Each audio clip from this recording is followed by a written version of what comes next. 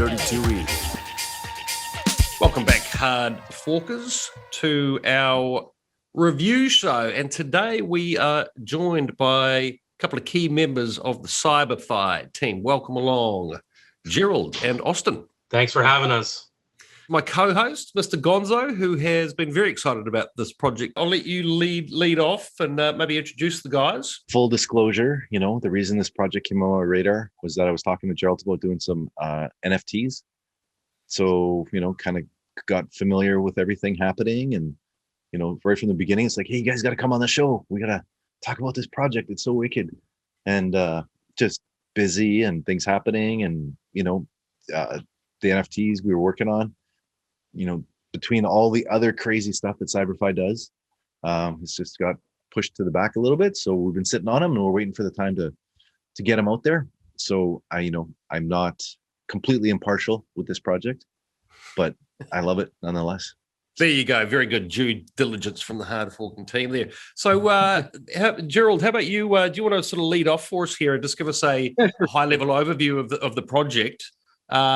What's the value prop? Who's it for? Tell us a bit about Cyberfi, and then we'll come at you guys with a few questions. Sounds good. So basically, I've been involved in DeFi for a while now, and I've been building applications since early 2018, and basically, since then, I saw one of the largest kind of problems in the space that, for me, and especially it was kind of visible in 18, that, nobody would use dApps because it's super difficult to do so, etc. And I feel that, on some level, we're going to stay with that problem for a while now, right? And it was awesome that kind of Uniswap and all those projects kind of launching there brought a lot of attention for people to jump in, figure things out and start using dApps and so on. That kind of started the DeFi revolution, I think. And in kind of early 2020, I was looking at stuff and thinking about how could I make this situation better with all these DeFi products kind of coming out. And the core thing that stood out to me was that through automation we can attack all those kind of manual problems that exist in DeFi and create products for the mainstream that would be super easy to use. Number one, that would basically as a good experience, right? As a good UX UI would lead the user to perform some things that they want. And mainly, in DeFi, it's trading, right? And it's yield. So that most of the actions kind of are centered around that. We have obviously a lot of products focused on smaller niches, insurance, whatsoever, and NFTs, other things. But mostly that's what people are jumping into. So initially on the side of automation, we thought about how can we make life easier for people on the side of LPs and trading overall. So we had this beta that came out early end of December, which allowed you to perform limit orders on your LP tokens, which was pretty interesting. I think back then, I'm saying it was a year ago, just 2 months ago. Things are going so fast. So and that was pretty good. But while we were working on that beta, allowing for that automation, I came to the realization that, we really need to focus on an actual platform, an actual product that would be very scalable and would allow for, millions of users to use the Cyberfi platform. So we pivoted and we didn't do a lot of marketing for the beta. So can't really, say that we had, thousands of users and stuff like that, but we did test it out. It was good. And then we just focused on creating a platform that would allow you to do trading, easily on one side, and then on on the side of advanced users, it would use automation techniques to basically allow you to set limit orders, buy stop orders, stop loss orders, a lot of trigger based orders. For example, one that we're kind of working on right now is like trailing stop losses, and then ones that are focused on DeFi, I would say kind of parameters. So basically like TVL parameters. So if there's like, projects that are, mainly go around their TVL, you can basically set yourself with protection when that TVL starts dropping. That's kind of like a sell, a sell signal for the user. So there's a lot of things like we can go into that, but the core message there is that we're, on one side, easy for for your average Joe. And then we're also, through the automation and a lot of different kind of analytic techniques, are going to allow for trigger-based automation for advanced users. So that's on the trading side. And then on the side of yield, we are also making, so it's all in one platform, but on the side of yield, it would also support a very easy way for you to interface with yield protocols. And one of the first kind of moves in that direction for us is going to be kind of best rate yield on a basket of stable coins. So basically, if you look at like Yearn right now, you would see that even like in their on the Yearn website, you would see that there's many pools for different stable coins, right? For like DAI, USDC, USDT, and so on and so forth. All those pools are fragmented, right? So it's very normal to see like 20% APY on USDC and at the same time see 5% APY on USDT. But basically through Curve, that's the same asset. It's basically the same asset. And with V3, that's going to be almost exactly the same asset with Uniswap V3. I mean, with concentrated liquidity.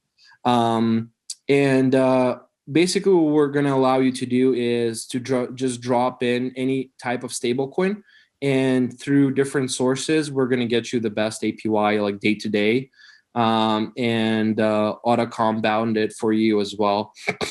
So there's a lot of things kind of on that side. We're going to kind of talk about them more in Q3, I think. And that platform, the main platform for Cyberfi, for a lot of synergy. So like if you think about having trading, having yield in one place, on some level, that allows us for very interesting things in terms of synergy. Just like I'll drop this like just as an example. On the side of that synergy, what we can do, knowing how much the user is using for trading and knowing how much he's putting into yield, for example, we can offer him two things. We can offer him to like put more money into yield, into yield operations. No, like it's like basically a personal approach, right? Like with like personal banking or something, right? Knowing and having the data on the user, we can say, hey, you literally haven't touched like $5,000 in a month. Let's do this. You can just add them to your kind of yield portfolio, and we're going to start earning APY on that. And then at the same time, I mentioned insurance before, and what we can do is right now the insurance market in DeFi is very difficult to use. You have to understand many things, basically, to understand how it works, right? How to use it. But what we could offer, we could automatically offer you a package of insurance that literally covers all of your yield, because we know exactly how much you need. And we're in the process of partnering with a few DeFi insurance protocols to do this kind of like personalized insurance, basically. So yeah, I can go on and on, but the main platform allows for the mainstream user to do all the things you've heard about in DeFi in a very simple way. At the same time, through automation, we're adding a lot of utility and value there for users to just stay there. And what what we are trying to do in the Cyberfi team is to create a platform that aggregates the DeFi protocols and makes it so that you don't really need to use anything else. You can just stay with Cyberfi. And I personally think that in DeFi, retention is everything. You can pop up 100 million TVL and then it goes down the next day.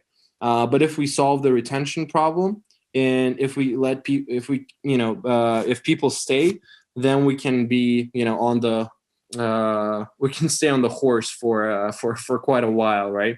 And make it good. At the same time, so that's kind of the main platform.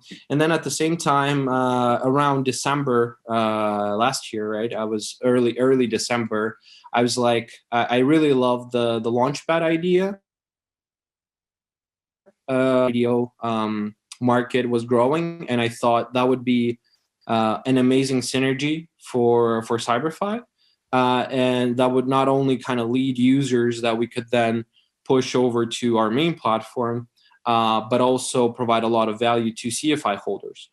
And then last Saturday, right? Last Saturday we had the first IDO on Samurai, and Samurai is our own launchpad that is going pretty well, and we're aligning many other projects to launch on that IDO as well, and provide also aligning a very good network for support for those projects and for kind of investment and stuff like that.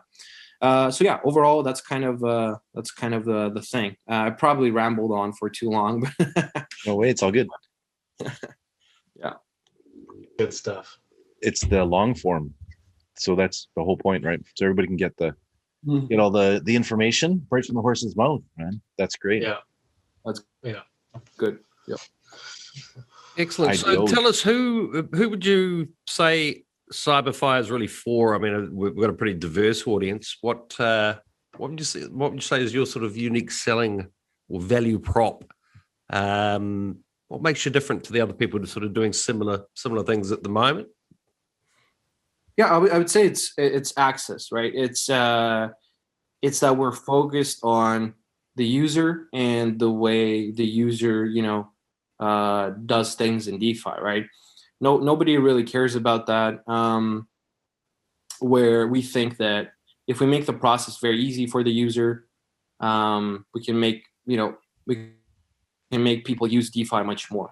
So on one side, again, it's for the mainstream user that is not sure, right, how to use DeFi protocols, is not sure, if he's doing the right thing, and we can help him with that, right, through the Cyberfi platform and through the IDOs we have on Samurai. And then also, as time goes by, we're gonna do more and more things for advanced users that they would be able to play around with on the automation side, and make the process of like DeFi trading or using LPs in DeFi not in a manual nature that it is right now, but as a strategy, right? As a strategy that is kind of advanced by the utility we have on automation.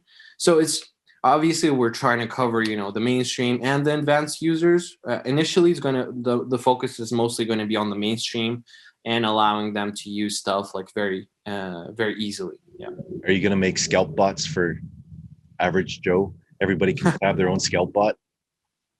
Yeah, we're strategies on that, but I think it's that's also pretty difficult for them to use. Yeah, you can definitely get wrecked on that as well. So I think we're gonna go like step by step, and also through the platform, I think a lot of it is going to be education. So we're planning to kind of have like on the same platform educate users with like videos, tutorials, explanations on how to do this, how to do that. I think a lot of people don't even know how to use kind of limit orders properly, right? So there's a lot of things to work with. Yeah. Austin, can we tag you in to say hello and introduce yourself? Tell us about your involvement. Absolutely. So my name is Austin. Been in the space since the early days of 2017 as just a crypto investor and kind of just dive deep into the space and act like a sponge and just networked and absorbed as much information as I can and started playing around with, various ICOs back in those 2017 days. And then from there, things progressed just with marketing and networking and building out my name in the space in terms of, helping projects with community building, with management. I'm one of the co-founders of Magnus Capital. So we started Magnus Capital in 2017 as well. It's myself and 5 other partners. So that's kind of our fund, and we do, strategic investments in seed and private rounds, as well as advisory to various projects in the space. That is how I met Gerald from Magnus Capital. I led the round for Magnus Capital as one of the strategic investors, as well as advisors for Cyberfi. So that was back in November, and a part of our advisory is being actively involved on various fronts with a project and assisting there. And then just recently getting more involved with Cyberfi and Samurai. I kind of came on board as COO, handling operations for the project and diving in a bit deeper because I'm super passionate about automation and making complex events simple. And I think that's, in short, what Cyberfi is doing. It's making complex DeFi technical events that isn't normally accessible to the average user simple with 1 or 2 clicks. They don't need to know everything that's going on the back end on a technical side, but it allows them to access things that currently they don't. And I think that's one of the biggest drawbacks of the current kind of crypto space and DeFi space is that, like, if you want to be doing farming, you have to understand the complex APYs, getting in and out of projects. There's a lot of risk involved, and I think automating that is a huge important part. So that's kind of my background and how I met Gerald and how I've come on board as the COO. Yeah. Nice. Good news, man. It's like 2021 or 2020. It was like, the joke was, oh my God, you just push buttons and you make money. Now it's just going to be just push button and make money. Right? Well, like, that's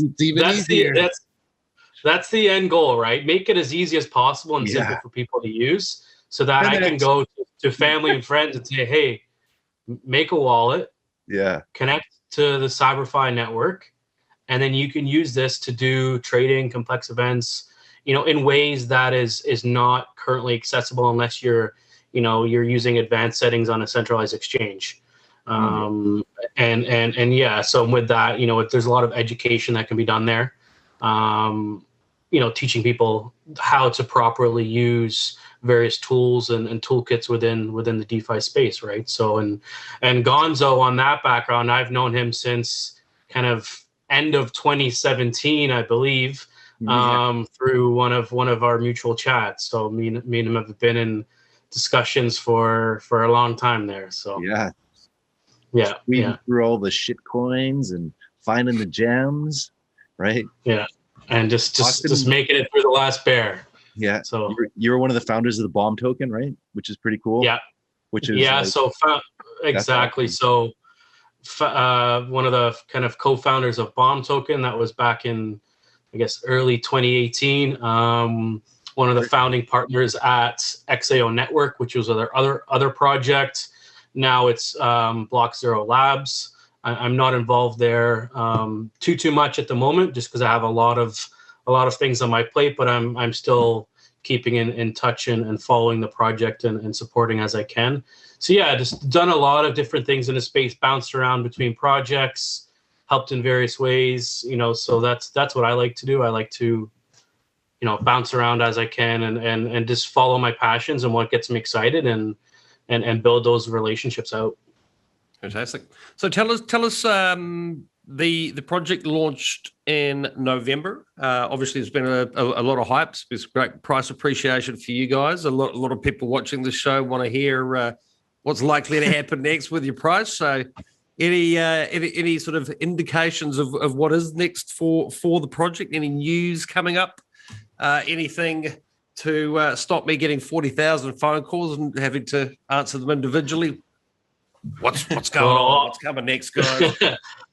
Yeah, so like Gerald touched on, we had our first IDO on the Samurai side of the platform last Saturday, which was Stater. From a price perspective, I believe it's sitting at about a 18x in terms of kind of an ROI. Don't really like to talk about price speculation too much, but that's the nature of the beast, and that's the nature of crypto. So they go kind of hand in hand. And then we have our upcoming, our next project, which is going to be launching end of this month, beginning of April. And that project is going to be Artex Trading. I'll let Gerald dive into that a little bit, but this is kind of where we're going to be announcing this to our community in the next couple of days. So you're hearing it first. Ooh. And so that's going to be the next one launched. And we have another 3 projects lined up, as well as various kind of partner integrations, VC backing, as well as, security advisors. So there's a lot in the works. It just kind of strategically rolling it out, and just, there's a lot of development and operational stuff that's going on in the background. So. Cool. Yeah, I'll just continue from here. So basically, with RTX Trading, what they're doing is they are exploring the B2B side of yield, which is pretty interesting. To put it more simply, in DeFi, most of the yield aggregators have public strategies for yield generation, and the downside of having publicly available strategies is that once you have it open and the APY is pretty good, it's going to be oversaturated, right? And the APY is going to fall, right? So the way to have higher yields that will stay for a longer period of time is make privately available strategies, which RTX Trading does, and they work in B2B fashion with other DeFi projects. And Dex Tools put their money in RTX Trading, and they have had some very good ROI as well. And we're putting our own money in there as well to support the project, and to get more kind of coverage for RTX. And basically, with their token, they're going to give you the ability to kind of participate in that a little bit for the public. And I think that's an interesting way to look at yield, and an interesting opportunity for people to kind of touch that private yield layer, let's call it like that, of the DeFi space. Because we all know that there's dozens or probably hundreds of groups that are trying to do very advanced bots and stuff like that to capture a lot of ROI. And they're just not accessible. So with RTX Trading, that's going to be the thing. And it's pretty interesting. We're going to pop out a couple of articles around, I think, at the time, like when this video releases, so people will be able to go and read up what it is. To touch more on Stater a little bit, so it was a good launch. We did like 18x on that. And they're doing NFT lending, right?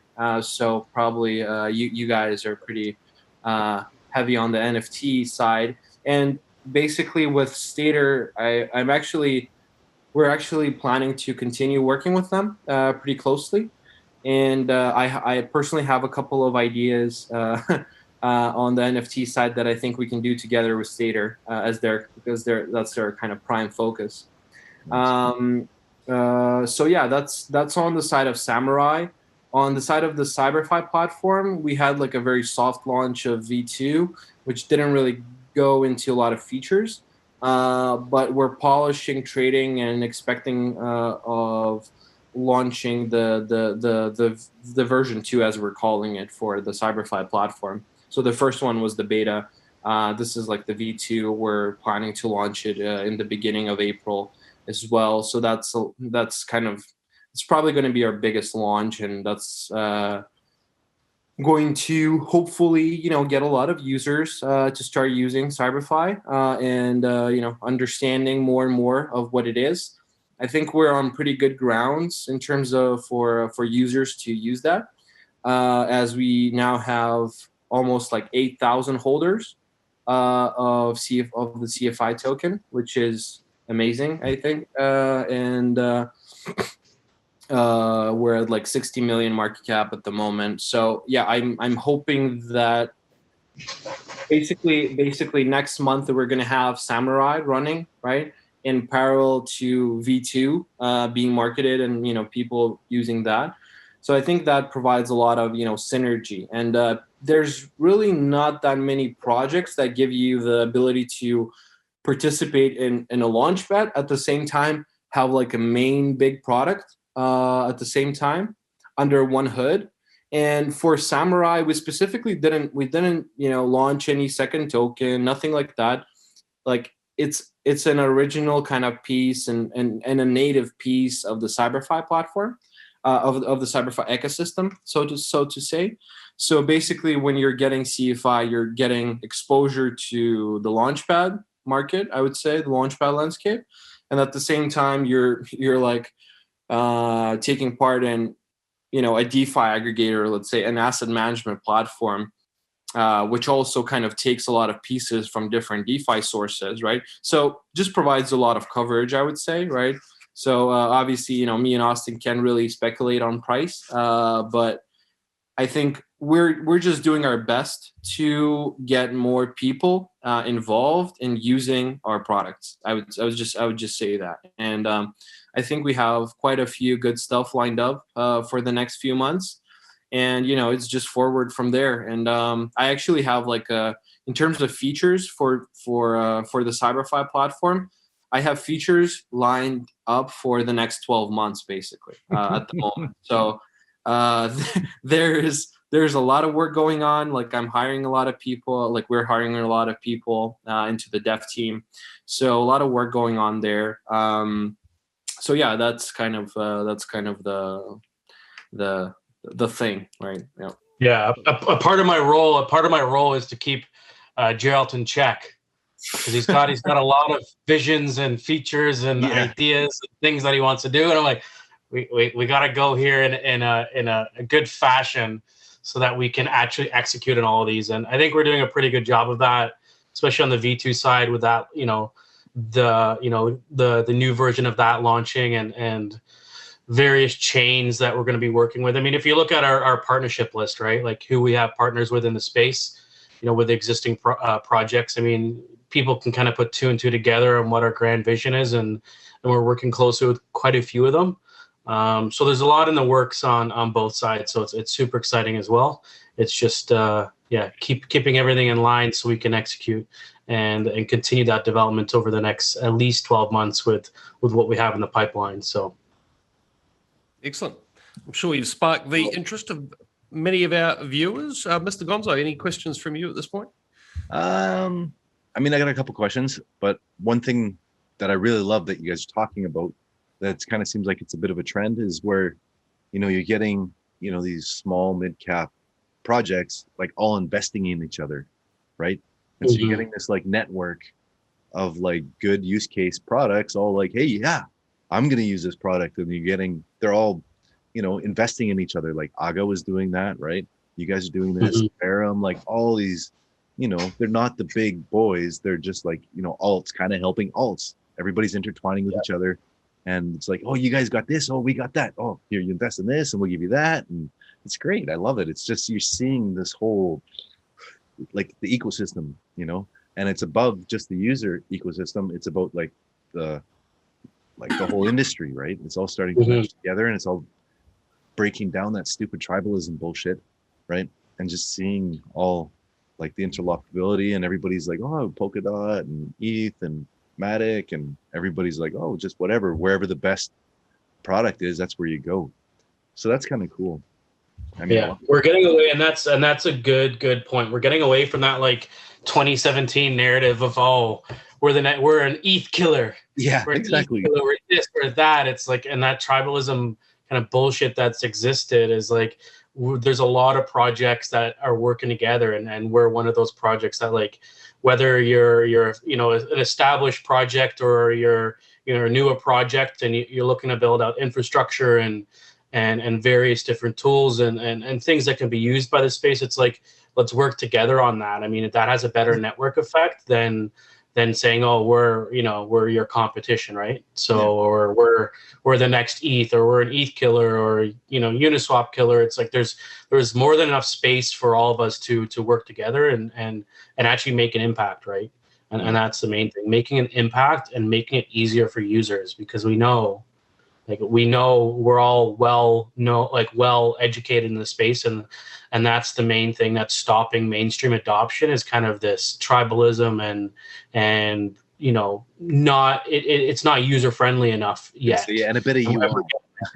We're getting there, and that involves projects working together rather than competing. No doubt, that's great. One of the questions I had was just about, like, I think we talked about V3 just before we went on the air, or the record, but is that going to affect you guys at all? Like, are you going to have to do a little bit of like rejigging with some of the products as far as dealing with the new protocol on V3? Because they're kind of doing it in stages, right? Yeah, no, V3 actually, like, I obviously I didn't go into the code yet, and it's been like 2 days that I've read the article. But for me personally, I think it's actually amazing for Cyberfi. It provides us with like, I don't think people fully understand what it's doing. It sounds like it's similar ideas, right? Like different tiers of risk. It's similar, but people don't understand how big the problem of liquidity is in DeFi. People take it for granted, and they don't understand that it's the main driving force of everything, basically. And I've been actually, I've been thinking about liquidity so much, basically, and with us trying to automate, the LPs before, right, like last year.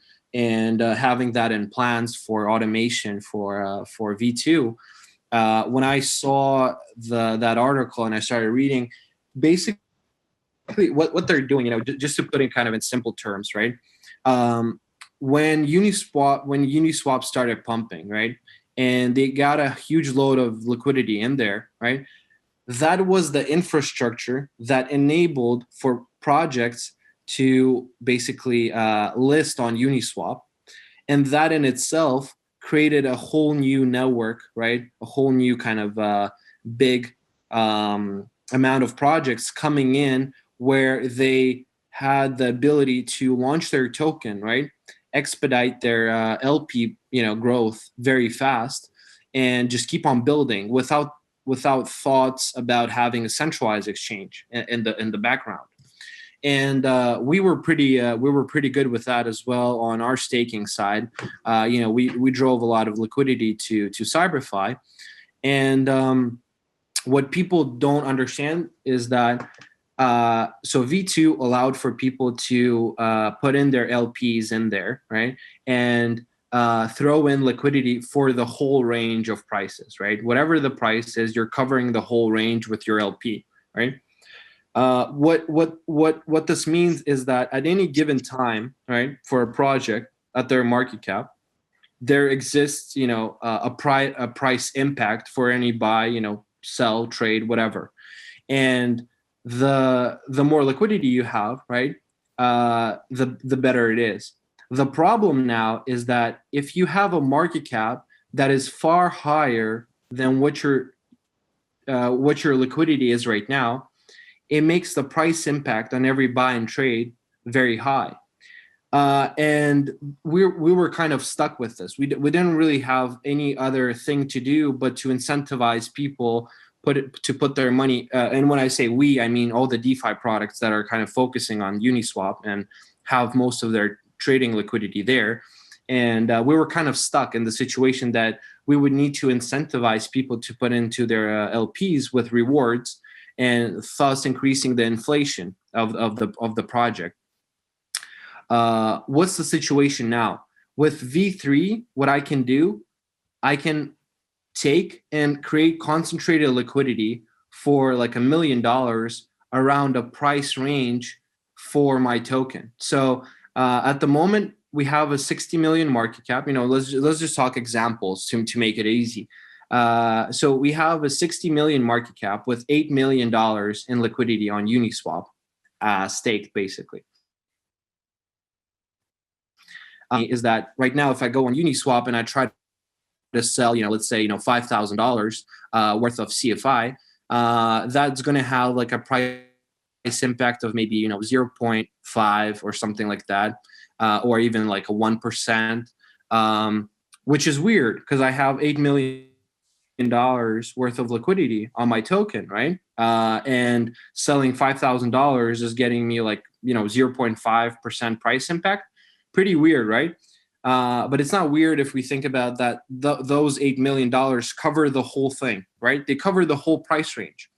But now imagine that I take $1 million and put them in the price range. Let's say we're trading at like $38 right now, whatever. So let's say I put them in the range of $36 to $41, for example. What that means is now I have a whole $1 million worth of liquidity in that particular price range. So what this enables us to do is basically now people can buy CFI up to like, 100K and only get 0.5% price impact. So this now takes a huge load of problems that people were thinking about, to go on not people, but like DeFi products were thinking about going onto a centralized exchange, right? Just so they could have, more price stability, right? Rather than on Uniswap. Here now with V3, I can literally put in liquidity in a price range and give so much liquidity available to now, people that want to buy CFI, which gives me a very healthy market, and which is obviously amazing. So that's on the side of like all DeFi products. And what I'm trying to kind of push here is I'm trying to explain that this will majorly impact the game. That's number one. This will change the way DeFi products incentivize liquidity. It will become much smaller. The inflationary models, which will become much smaller as well. And this will provide for healthy markets in DeFi, like really healthy markets now available for almost anybody, for almost any project, which I think is, I particularly think that that's very good for the DeFi market. And I truly think that this is like literally like a DeFi revolution, because like liquidity is number one problem, maybe like number two, let's say, after adoption for DeFi, but those go hand in hand. So that's on the side of like just in general for V3, and that's why I think it's amazing. Hopefully people understand. But on the side of Cyberfi, with this new with the new features that V3 has, we now have the ability to automate much more in terms of features, and also it gives us much more in terms of ways on getting more yield and getting more strategy specific automation for users. And on let's just as a good example of that, one of the first things that we are going to be working on is going to be automated LPs for concentrated liquidity. And what that means is that the LPs that we're going to have on Cyberfi, they're going to follow the market price. So what that means is that if there's a large boost in price, right, that concentrated liquidity, it's going to move with the price range. So you have like $1 million worth of liquidity, plus minus 1% down from the price. And you'll have, the same when the price goes up like 20%, for example. So it provides like basically unlimited healthy market. And we're now kind of in initial talks with other projects where they would love to have that automation. It serves, a great purpose. healthy markets for everybody. Sounds like a marketing slogan. I think it's going to be a really good. Overall, it just gives us so much more opportunity. Yeah, to put it short. So I think we're going to be good. Yeah. Awesome. Yeah.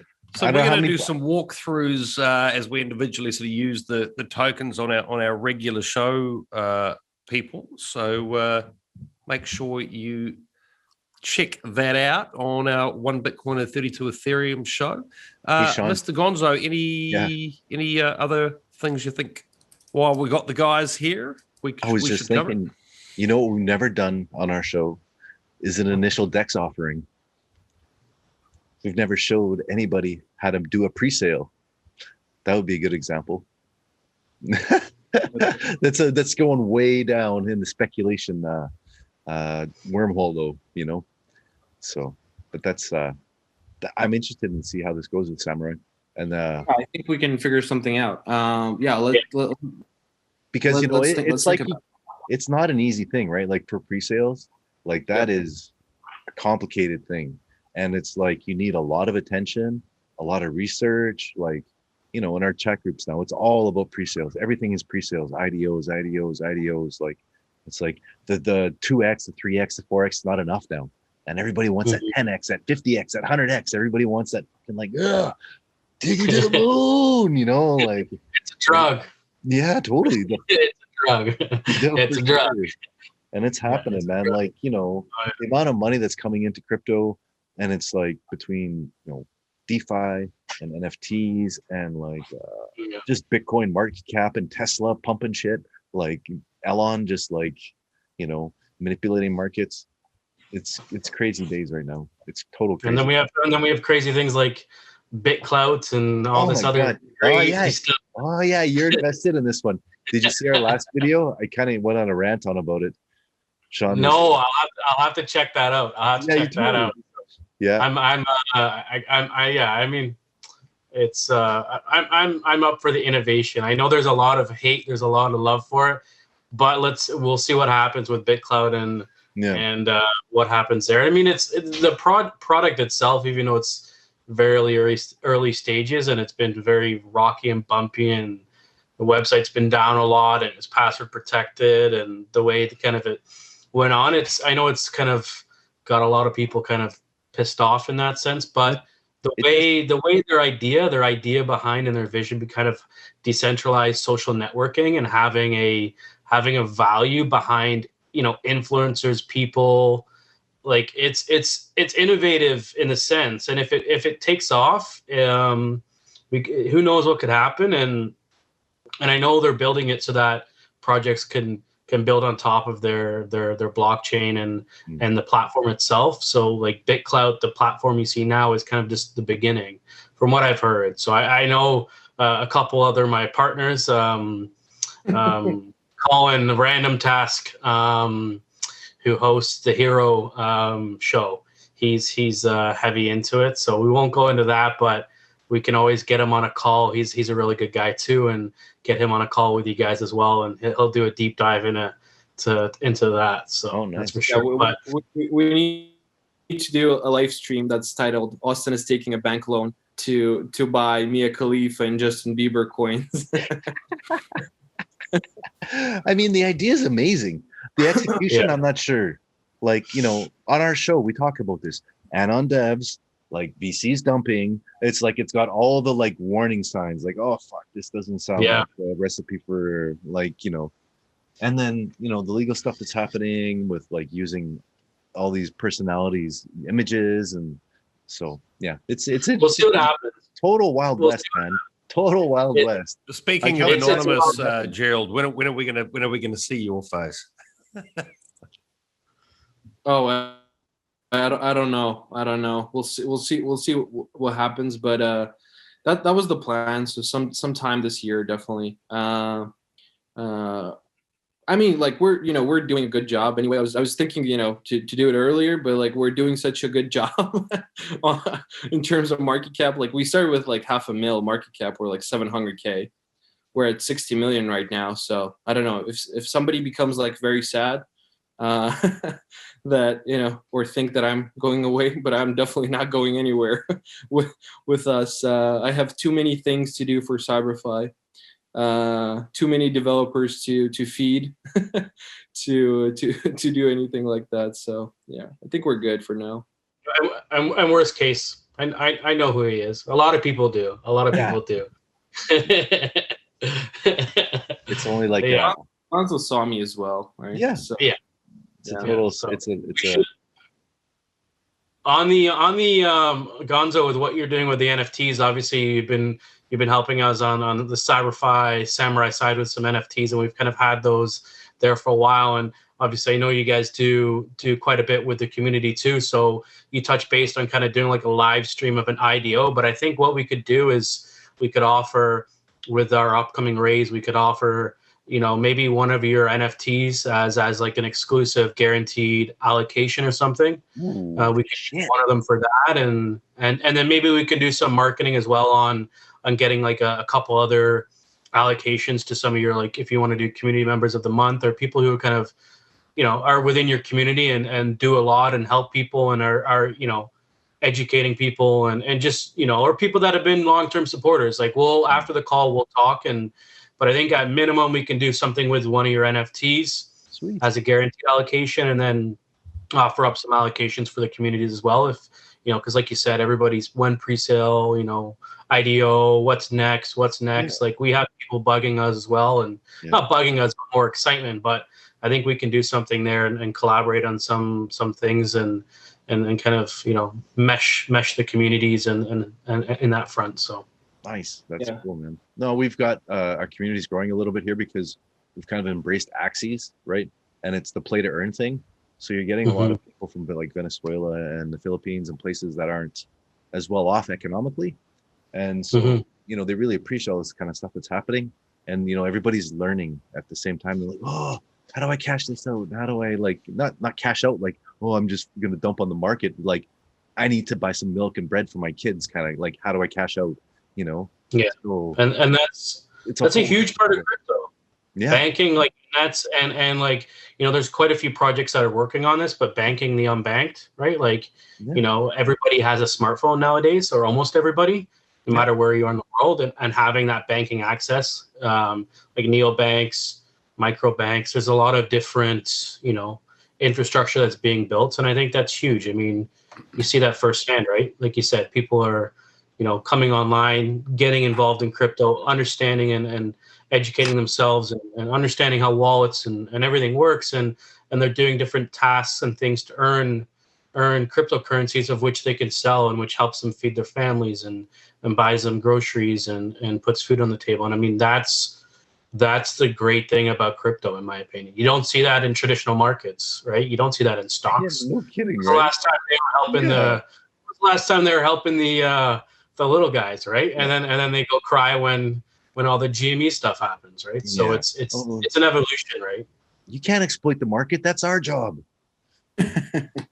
Yeah. So, and I think that's super interesting. Very good. So yeah, well, a couple of good ideas there of other content we can do together for sure. So yeah, well, let's revisit that in the next few days. So yeah, I actually need to wrap up shortly. I'm going to call in about 10 minutes, guys. What anything else we want to get into this long form video? When NFTs.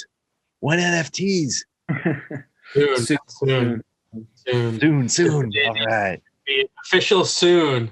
Yes. Like, the official soon. Like a legitimate Twitter post NFTs soon. We're working on it, and you know where we're at with things. I mean, you're working with us on that directly. So we'll it's all going to be integrated onto the Cyberfi side as well as Samurai. Like, especially, I guess, last thing would be with Samurai going to tiered allocations and guaranteed allocations with NFTs, and there's a lot in the works. Yeah, like, and even, so the LPs, right? They were talking about doing NFT LPs, right?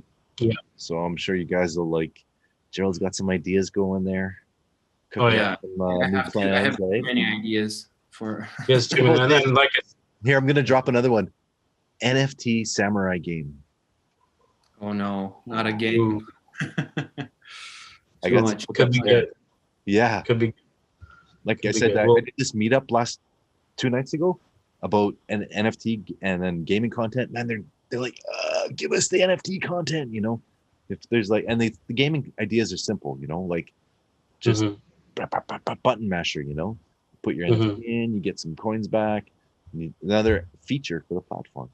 You know, Yeah, while you're waiting for your Yeah. profits, you can just smash some buttons. that's it. That's it. We'll see what happens. That's for sure. But NFTs Okay. officially are going to be soon, and we have some good things we're working on with you. Nice, Just yeah. aligning them properly. Man, I had so much fun doing those things, and I'm just like, fuck, I can't show anybody. It's like, wow, it's so good. Gotta get it out there. But Yeah. like, it's actually shaping up pretty good with like, I've been working with a bunch of other projects, and it's all kind of like, I haven't had anything really come out. Everything's been sitting on it. It's like all at the same time. It's just gonna be like, oh, fucking Gonzo guy is again. He's everywhere. There's like 6 Yeah. different projects at the same time. It's like, I know you're killing it on that front. well, killing it on that. trying. I feel like, the 20 years of animation has been like training for this shit, like it's like, oh, I can see this golden age for creators like coming into focus, like seeing what people did. Like obviously, that it's a big thing there, a bubble and all this crazy shit, but there's some good stuff happening, I think, for content creators. And like we're on the edge, man. Like between everybody said crypto's a bubble, this is a bubble, like there's definitely some outrageous things that may happen, and then it's bubbly, but the technology behind it's not going anywhere. It's just going to continue, especially with what's going on in even just traditional like markets for NFTs, digitizing art, traditional art, like sports, all those things, like their own sports NFT cards. There's so much going on. Content creators, musicians, like there's so much. Like even myself, like I have I have my own art. It's mixed media art. It's all physical items, but I want to digitize that. So let's talk about that, because I want to have a physical item, but then digitize it so then people could buy the digital version of it, and then I could ship them the physical piece as well. If they wanted to, right? Or they have that kind of, it's in trust. So it's lots of different things I have going on in my brain on my kind of creative side as well. So nice. Yeah. RFID chips and like all kind of crazy stuff. Mm-hmm. Yeah. It's good. Hey guys, I need to jump off to another call. That's okay. Yeah, it was all good. All good. Thanks guys a lot. Just for me personally. And we'll do a short edit on this. We'll get it up over the weekend, and then as I say on our sort of regular weekly show, we'll dive in there and sort of show people the utility of the token, us using it, etc.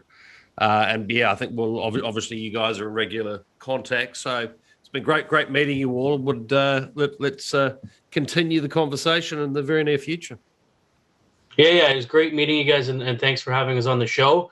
And we'll definitely, since we're in contact, definitely hop back on. And like I said, let's do something for the community on your guys' side with what we're doing over at Cyberfi and Samurai. And, we can integrate some tokens for the community, some NFT allocations for IDOs. And so there's lots of stuff we'll do together. Crazy.